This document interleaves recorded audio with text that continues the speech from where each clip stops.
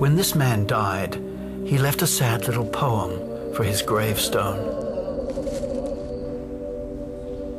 Good friend, for Jesus' sake forbear to dig the dust enclosed here.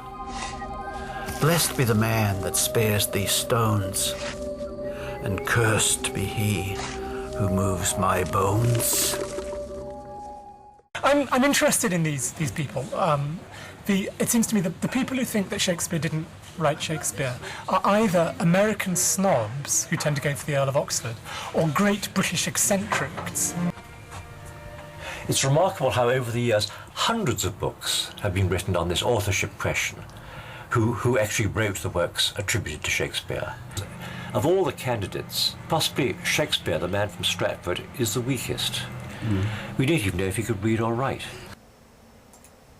It doesn't look like, to me, the hand of a competent writer. Whether that's because he never could write, or because of his age, his sickness, maybe, that might have caused this. Can't say, but they're all. Yeah. Of course, people's handwriting then had to be better than it is today because so much depended on it, didn't it? I mean, this man would have written thousands of pages of script. And people needed to be able to read it. Yeah. Then one morning I woke up and I thought, my mind is changing. I'm not quite sure anymore who did this. And that was an amazing moment. You know, what a mystery. It is a great mystery. It's a delightful mystery too, because it takes you into very beautiful territory. The 16th century mind, so on the 17th century. No, I really think it's the only rational response at the moment is to say that it has to be an open question at least. What about Marlowe? Is he a candidate who appeals? Marlowe has his supporters. And there's quite a number of books on him. And he's the only one really among the candidates who was a professional playwright. If Shakespeare had died at the age that Marlowe died, I think we should now regard Marlowe as the greater dramatist. The achievement of Marlowe by 1593, they were both born in the same year. The achievement by the time of his death of Marlowe was greater, I think, than that of Shakespeare by that age. I mean, Marlowe has a string of great plays. Faustus, Edward II, two parts of Tamburlaine, Jew of Malta. Yes, this is the key book in the case for Christopher Marlowe. Hoffman's a man who was Shakespeare. Calvin Hoffman. Yes, he was a man who opened the Walsingham tomb in Chislehurst Church. In the tomb, Calvin expected to find a box of papers, play scripts that would knock Shakespeare off his pedestal. And this is Colin Saxby. He was there the day that Calvin's team went through the church floor. Below ground was pretty unpleasant, actually. So we had these enormous lead coffins, huge weight, you can imagine it, with rotting remains. And there was definitely no box? No, nothing was found at all, just coffins. He was very disappointed, naturally. I am not disillusioned at all. My theory holds as solid and firm as ever. This operation was merely one clue. Others remain. Well, Mr. Henslow, gentlemen all, a black day for us all. There is news from a tavern in Deptford. Marlowe is dead.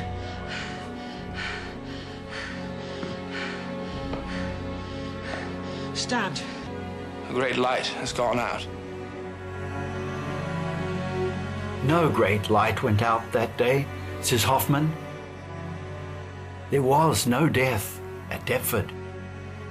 Just a very clever plan for Marlowe to fake his own death and escape the notorious Star Chamber. Escape into exile, perhaps to Mantua.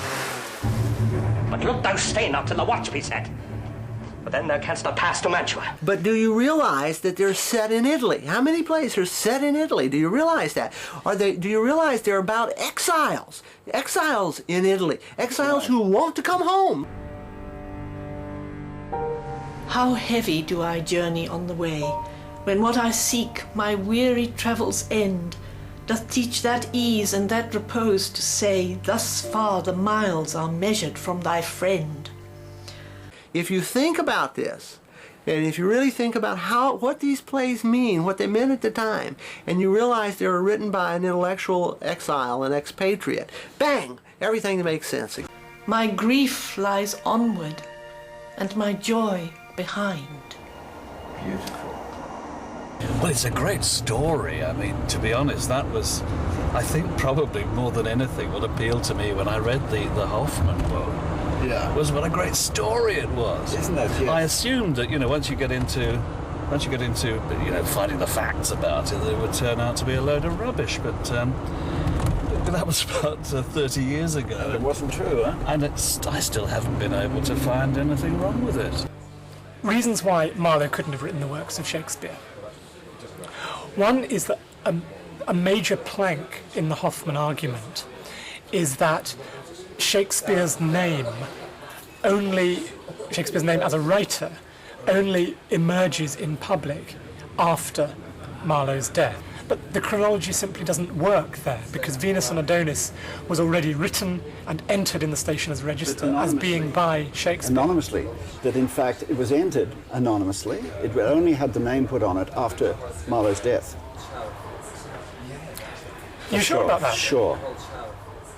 Absolutely sure. The matter that we do not appreciate and which confuses people so much is that they don't realise that this is the greatest cover-up job in history, and it was deliberate, and that's why it's taken us so long to discover. Why are you making this film? Why are you interested in this? Much simpler. I just read Calvin Hoffman's book and I was shocked, profoundly shocked. Well, it's 10 years now since I read what has become a very rare book, very hard to find on the internet, and about 9 since I made my film, which grew out of that book, Much Ado About Something. Now, I can't say that I've had the theory in my mind all this time, but recently something has happened which has brought it back to me. 2 books have come out, and I think together, although the case is still circumstantial, that they pretty much clinch it for Marlowe.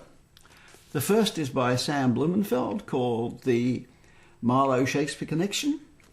And the second is one that's very close to my heart because it was written by a guy after seeing my movie. And that's Daryl Pinksen's book, Marlowe's Ghost. So who knows, maybe you'll see the movie, write a book, or write to me. In any case, psst, think something.